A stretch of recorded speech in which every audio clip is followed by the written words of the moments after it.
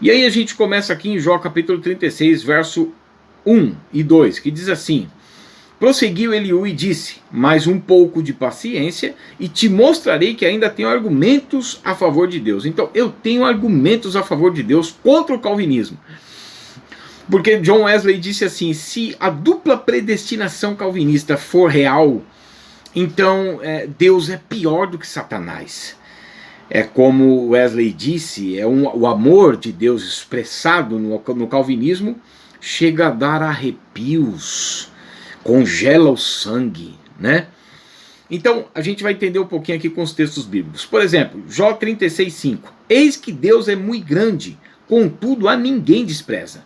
Romanos 5,18 fala que por causa da ofensa de Adão, da transgressão de Adão, e que toda a raça humana descende de Adão, o juízo para condenação veio sobre todos, porque naturalmente, por meio da depravação total, né, ou seja, no alcance total do que abrange a completude do ser humano, né, intelecto, sensibilidade e vontade, e na minha concepção, na tricotomia bíblica, né, que é na sua parte material, que é o soma e o sarx, que é a carne, e na parte imaterial, o pneuma, o ruach, né, no hebraico, que é o espírito, e a alma, que é o psique, e o nefesh, que é o centro das emoções, né. Tudo isso foi corrompido no ser humano.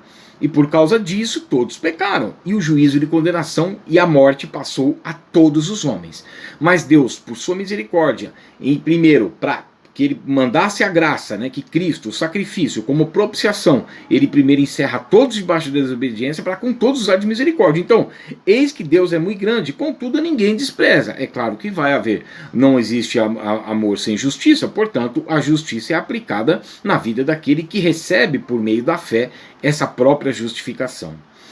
Jó 36:8 diz assim: se estão presos em grilhões e amarrados com cordas de aflição. Veja, se estão presos em grilhões, a Bíblia diz que não havia um justo sequer, não havia ninguém que buscasse a Deus, ninguém que entendesse, estávamos mortos em delitos e pecados, em direção à ira de Deus, condenados, ou seja, encerrados debaixo da desobediência, da condenação de Adão, ou seja, os nascidos da carne é carne, estávamos mortos em delitos e pecados, todos. Veja, se estão presos em grilhões, olha o 9, e ele lhes faz ver as suas obras, as suas transgressões e que se houveram com soberba. Se ele faz ver, nós vamos lá para João capítulo 16, versos 8 a 11, quando Jesus está dizendo que o Espírito Santo iria convencer o homem do pecado, da justiça e do juízo, e que o pecado já ia passar a ser não crer na justificação mediante a graça de Deus. Porque a graça de Deus, ela teve como seu primeiro ato reconciliador, Colossenses 1:20, 2 Coríntios capítulo 5, versos 18 e 19, reconciliar Deus com a sua própria condenação. Se o ser humano pecou em Gênesis 2, 16, 17, e a morte passou a todos, a vida de toda a carne está no sangue, Levítico 17, 11, não existe remissão de pecado sem derramamento de sangue, então o próprio Deus encarna em João capítulo 1, verso 1 e 14, na plenitude dos tempos, Gálatas 4:4, para que pudesse condenar esse próprio pecado de Adão e a sua ofensa no corpo físico de Cristo, Romanos capítulo 8, verso 3. Aí ele chama a conversão, ele abre o entendimento, ele convence do pecado, da justiça e do juízo, e agora o pecado passa a ser a não crer no Filho, a não crer na expiação e no favorecimento como a graça de Deus derramada sobre todos.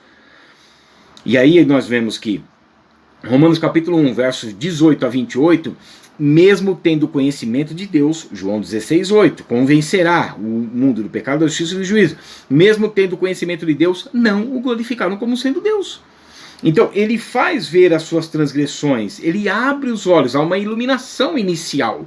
Essa iluminação inicial, João 1:9, a luz verdadeira que vindo ao mundo que ilumina todo o homem, ou seja, ele vai atrair a todos para si, para que a pregação seja feita. Essa é a aproximação carove, a pregação, o chamado, a conversão. E aí a gente vê isso no verso 10, né? Abre-se-lhe também os ouvidos para a instrução e manda-lhes que se convertam da iniquidade. E nós vemos que nem todos aqui se convertem.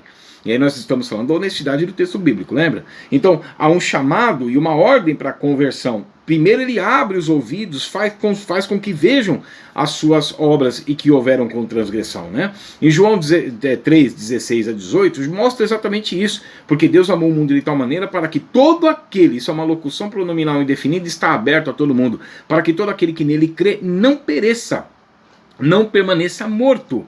É isso que Jesus diz em João 12,46. Eu não vim julgar, eu não vim condenar, eu vim salvar. É a propiciação, é a graça, a fim de que todo aquele que crê em mim não permaneça em trevas. Ou seja, possam vir do estado de condenação, vir do estado de trevas espirituais para a vida, para a regeneração. E aí no verso 11 entra a condicionalidade. Olha o que diz, Jó 36:11. Se o ouvirem, é condicional. Se o ouvirem e o servirem, acabarão os seus dias em felicidades e os seus anos em delícias. Se o ouvirem, ou seja, serão regenerados. Primeiro ato do fruto de regeneração, servir a Deus, né? O amor de Cristo nos constrange a ponto de vivermos agora para Ele, então. E aí nós vemos que pessoas nesse estado, eles creem no testemunho de Deus e têm em si o testemunho de Deus, e o testemunho de Deus é esse, que Deus nos deu a vida eterna. Aquele que não dá crédito não tem a vida. Então eles acabam os seus dias em delícias, né? Vida eterna. No verso 12 diz assim: porém, todavia, apesar de, contudo, porém, se não o ouvirem, serão traspassados pela lança e morrerão na sua cegueira. Isso aqui é maravilhoso para a compreensão, não o ato em si, né? Não a consequência. João 5,40, Jesus fala assim: contudo, não quereis vir a mim para ter vida. Lembra que a gente falou de uma premissa? Não quereis. Traspassados pela espada, morrerão em sua cegueira. Traspassados pela espada. Isaías 65:12. Porquanto chamei, não respondesse, falei, não ouvisse, mas escolhesse aquilo que não tinha prazer. Então vos destinarei a espada e vos encurvareis a matança. Ou seja, uma morte, a segunda morte, permanecem no estado de morte espiritual. Por quê? Serão julgados mediante Efésios 6,17, a espada do Espírito, que é a palavra de Deus. Foi isso que Jesus disse em João 12,48. Eu não vim julgar, eu não vim condenar, mas eu vim salvar. Mas já que aquele que não recebe a minha palavra já tem que um julgue. A própria palavra que eu tenho dito, ou seja, a espada do Espírito.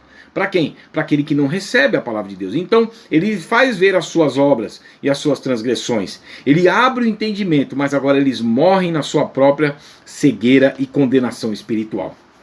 O verso 13 fala isso, Jó 36:13. Os ímpios de coração amontoam. Ímpio é uma condição, meus irmãos. Por isso que o texto de Isaías diz assim: deixe o ímpio o seu mau caminho. O ímpio é um estado espiritual. Há uma ordenança para o ímpio deixar o seu caminho. E disse ele se converter. Deixe, o Senhor é misericordioso, ele vai perdoar.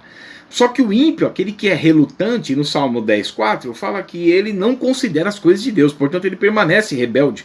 E aí a Bíblia diz que eles amontoam ira. É o que está lá em Romanos 2,5.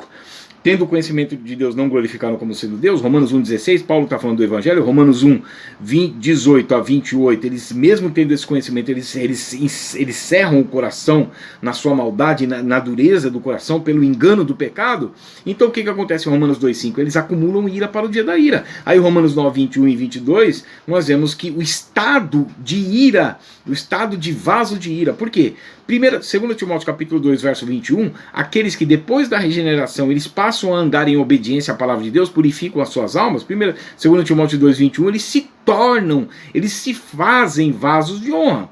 Porque tanto o vaso de honra quanto o vaso de ira é um estado espiritual. Então você tem que entender pelas escrituras o que caracteriza um estado e o que caracteriza outro. E andar nas obras de Deus. Correto?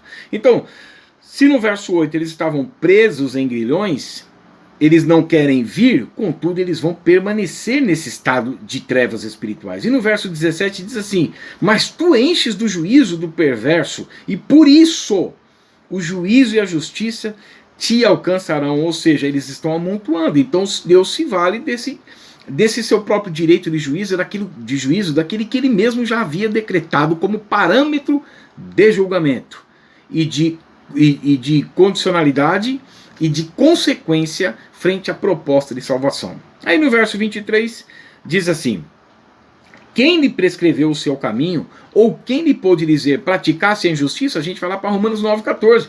Há injustiça da parte de Deus? Não há injustiça da parte de Deus. Por quê? Porque agora ele vai reservar esses vasos de ira para a perdição, para a condenação, porquanto rejeitaram vir à presença de Deus. Portanto, é um texto que sintetiza, né, para que nós possamos entender o que faz parte de uma premissa, né, da Escritura Sagrada e que é colocado diante de nós para que por ela nós possamos nos pautar as nossas vidas, né, que a palavra possa ser a nossa única regra de fé e prática, e então nos voltarmos para Deus em seu chamado gracioso. Amém? Deus abençoe.